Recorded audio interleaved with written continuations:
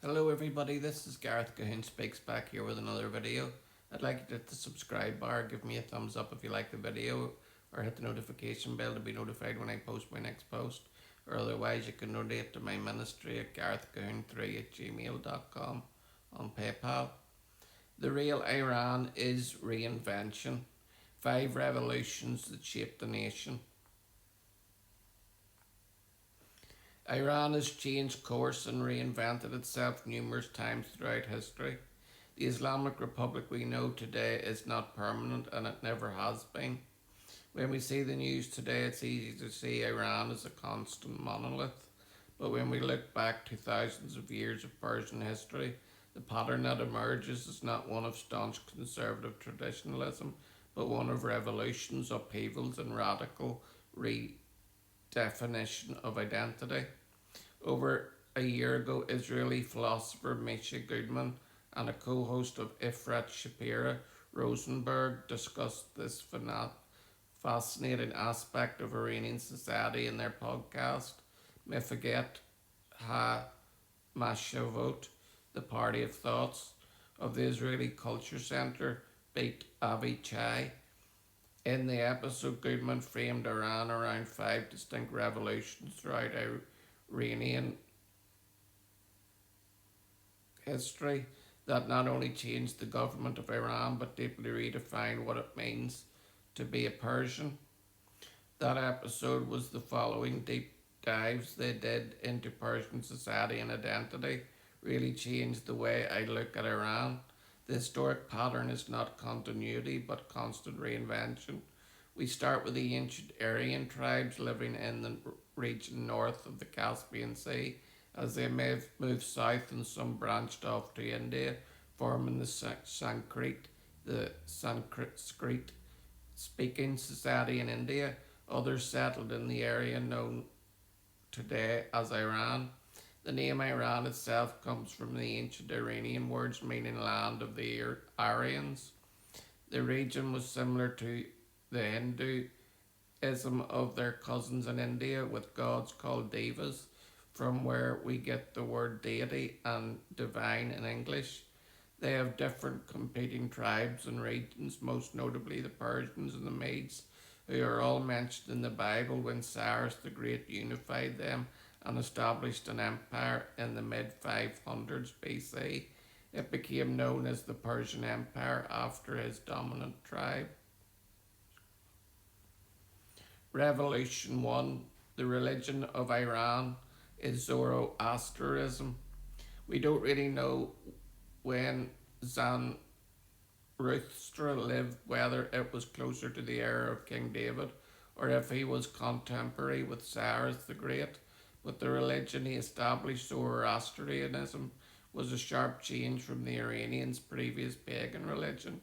It defends the devas as demons serving under the evil spirit Harriman, while the creator god was named Aurora Mazda.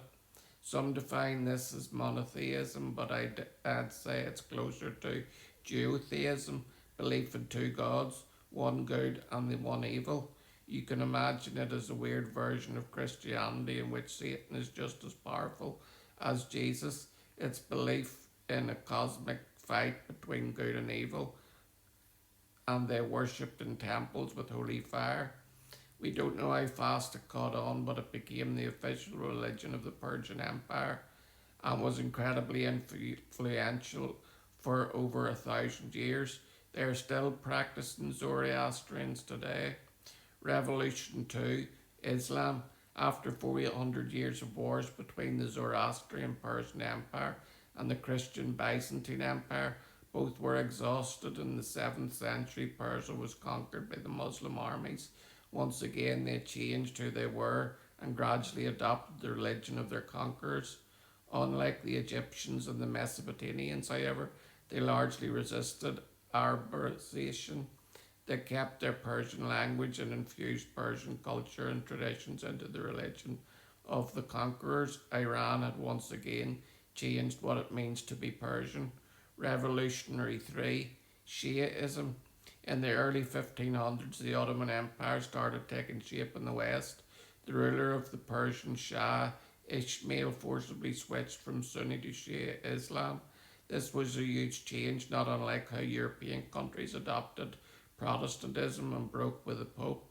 A few decades later, Persian elites often saw themselves as heirs of an older and more sophisticated civilization than their Arab conquerors. Living under a religion brought by desert nomads was always a source of humiliation. By adopting Shiism, Persia could now avoid being absorbed into the Arab Islamic world or the Ottoman Empire while still being able to claim superiority by following the one true Islam. Revolution 4. Secularism. After World War One, the Pahlavi dynasty wanted to push Iran into becoming a secular nation. Reza Shah and later his son looked at the Western world and at the secularism revolutions of Ataturk in neighbouring Turkey and tried to follow suit. They wanted to push Islam into being a private faith only and forcibly removed anything religious from the public sphere, heavily leaning into Iran's pre-Islamic history. Men were forced to wear Western suits and bowler hats, and hijab was banned. Some religious women spent years not walking outside. The claim of the Pahlavis was that Iran was the cradle of civilization, influencing Greece and Rome and eventually Europe. So by becoming Westerners, they didn't adopt anything foreign. They just took back what was theirs. In the 1930s, they officially adopted the name Iran instead of Persia, a term with ancient roots that also resonated with the area's emphasis on Aryan identity. Revolution 5, the Islamic Revolution. The latest revolution was in 1979 when the people rose up. The Pahlavis and Khomeini became the supreme leader. Khomeini did what previous revolutionists did before him. This is true Iran. Those before me give you a false version. It wasn't hard to convince Iranians that Westerners were foreign and Islam was authentic. But the Shia Islam of today's Iran is not the same as the one of the 16th century. Al-Shirati defined it as red Shiism rather than black Shiism. It's a Shia Islam infused by Marxist and Maoist ideas, turning the beloved religious figure Imam Hussein from a tragic martyr into a Che Guevara of Islam. It's similar to how some Christians have tried to define Jesus as a radical socialist because he cared for the poor. Shirati or other thinkers helped create a revolutionary language that made Shiism resonate with the anti-imperialist mood of the age, helping bring together Islamist students and much of the secular opposition against the Shah. After the revolution, the new regime enforced strict religious rules, including mandatory hijab, and brutally suppressed dissidents.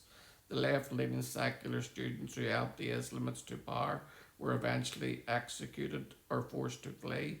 I'm thankful to Aviv Regat Gur for his brilliant deep dive into the ideological origins of the current regime. The cycle didn't end in 1979. In 2009, millions took to the streets in protest rigged election results. Ever since, waves of unrest have returned again and again, often with increasing intensity, and many times brutally suppressed. Most recently, this occurred in January 2026. Those are not isolated events, they are part of a much longer historic pattern, the constant Persian struggle over its identity. The protesters are not Western agents revolting against the real Iran. On the contrary, the act of protesting is itself the real and authentic Iran. So, this is the Iran of today, and I just would like to pray for the citizens of Iran who have been under great oppression for many years, and they need prayer and they need help. Donald Trump said he would help, but he hasn't yet. But I'm still holding out hope. Pray for the peace of Iran. Shalom, Maranatha, and Hallelujah.